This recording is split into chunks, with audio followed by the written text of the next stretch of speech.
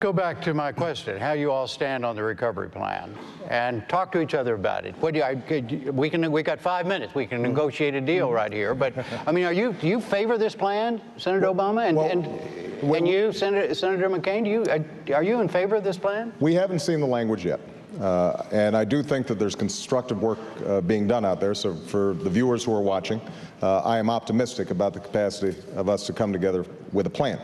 The question I think that we have to ask ourselves is, how did we get into this situation in the first place? 2 years ago, I warned that because of the subprime lending mess, because of the lax regulation, that we were potentially going to have a problem, and tried to stop some of the abuses and mortgages that were taking place at the time.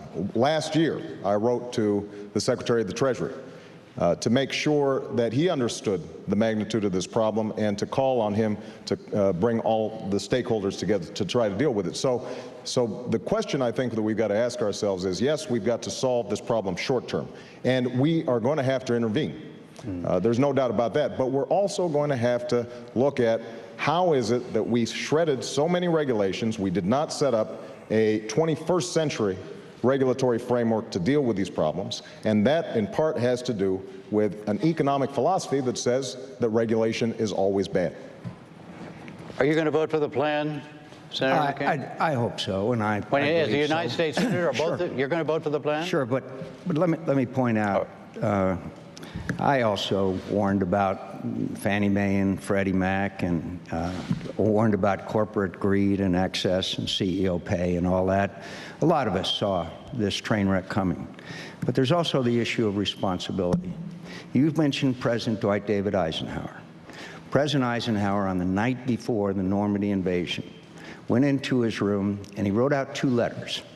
One of them was a letter congratulating the great members of the military and allies that had conducted and succeeded in the greatest invasion in history, still to this day and forever. And he wrote out another letter, and that was a letter of resignation from the United States Army for the failure of the landings at Normandy. Somehow, we've lost that accountability. I've been heavily criticized because I called for the resignation of the chairman of the Securities and Exchange Commission. We've got to start also holding people accountable, and we've got to reward people who succeed. But somehow in Washington today, and I'm afraid on Wall Street, greed is rewarded, excess is rewarded, and corruption, or certainly a failure to carry out our responsibility, is rewarded. As President of the United States, people are going to be held accountable in my administration, and I promise you that that'll happen. Do you have something directly to say, Senator Obama, to Senator McCain about what he just said? Well, I think Senator McCain's absolutely right that we need more responsibility, but we need it not just when there's a crisis.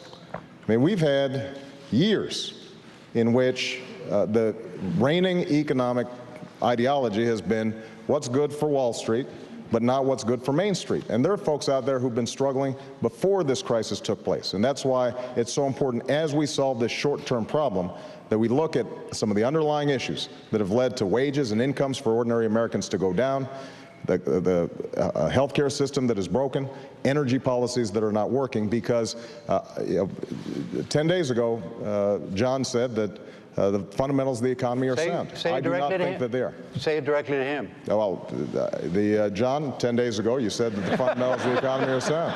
And are you afraid I couldn't hear him? I'm just determined to get you all to talk to each other. I'm going to try.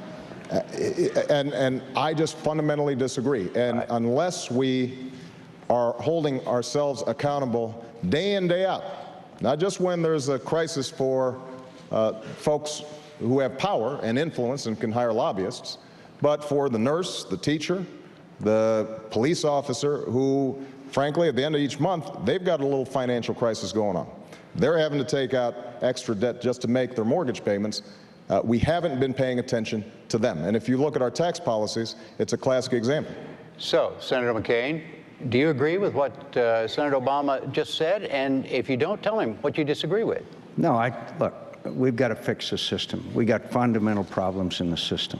And Main Street is paying a penalty for the excesses and greed in Washington, D.C., and in the Wall Street. So there's no doubt that we have a long way to go, and obviously stricter interpretation and consolidation of the various regulatory agencies that weren't doing their job that has brought on this crisis.